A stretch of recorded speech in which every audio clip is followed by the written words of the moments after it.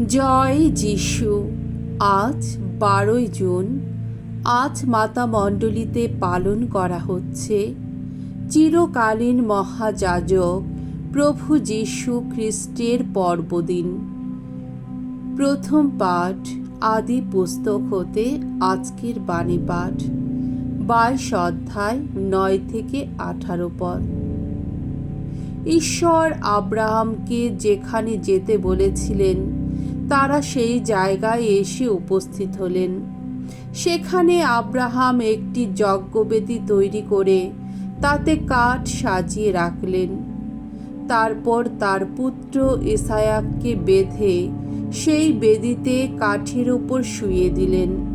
তারপর হাত বাড়িয়ে তিনি নিজের পুত্রকে বলি দেবার জন্যে ছুরাটা তুলে নিলেন।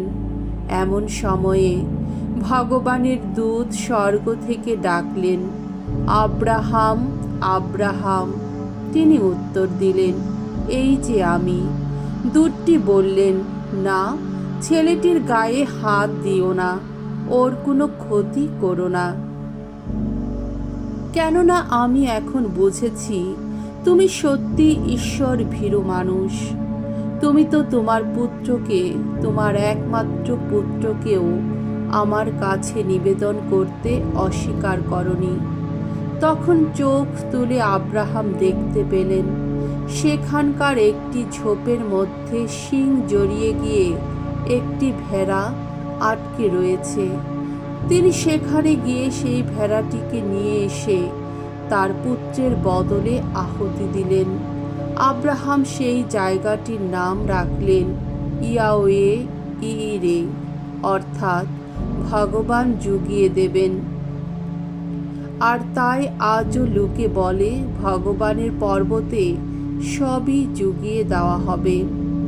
ভগবানের দূত স্বর্গ থেকে আর একবার আব্রাহামকে ডাকলেন, বললেন, ভগবান এই কথা বলছেন, নিজের দিব্যি দিয়েই বলছি আমি।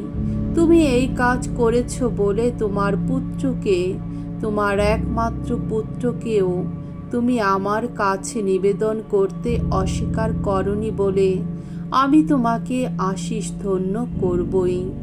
তোমার বংশধরদের আমি আকাশের তারার মতো আর সমুদ্র তীরের বালুকণার মতোই অগণিত করে তুলব। তোমার বংশধরেরা তাদের শত্রুদের যত নগর দ্বার দখল করে নেবে।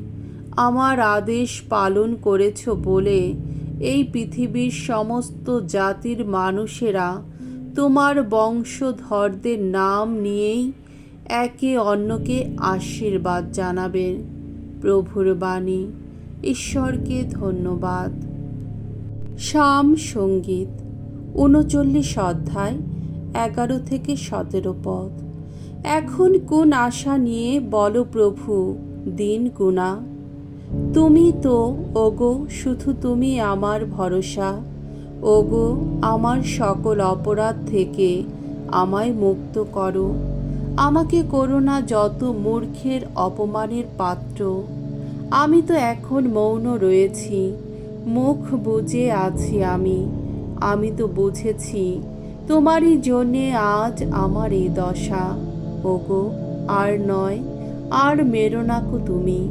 তোমার হাতের আঘাতে আঘাতে ম্রিয়মান আমি। পাপী মানুষকে শাস্তি দিয়েই তুমি তো শাসন করো। কীটের মতো কুড়ে কুড়ে ওগো তুমি ক্ষয় করো যত কামনার ধন। আহা, সত্যি প্রতিটি মানুষ যেন ক্ষণ নিঃশ্বাস। মথি রচিত মঙ্গল সমাচার 26 অধ্যায় 36 থেকে 42 পদ। যিশু এবার গেতসেমানি বলে একটি জায়গায় এসে পৌঁছলেন। তিনি শিষ্যদের বললেন, তোমরা এখানে বসো, ততক্ষণ আমি ওখানে গিয়ে প্রার্থনা করি। সঙ্গে তিনি পিতরকে ও জেবেদের সেই ছেলে দুটিকে নিয়ে গেলেন। এই সময়ে তিনি দুঃখে উদ্বেগে কেমন অভিভূত হয়ে পড়লেন। তিনি তাদের বললেন, দুঃখে আমি যেন মরতে বসেছি। তোমরা এখানে বরং অপেক্ষা করো আমার সঙ্গে জেগেই থাকো। তারপর খানিকটা এগিয়ে গিয়ে তিনি মাটির উপর উপুর হয়ে পড়লেন আর এই বলে প্রার্থনা করতে লাগলেন, পিতা আমার, যদি সম্ভব হয় এই পান পাত্রটি আমার কাছ থেকে দূরেই সরে যাক, তবে আমার যা ইচ্ছা তা নয়, তোমারই যা ইচ্ছা তাই হোক।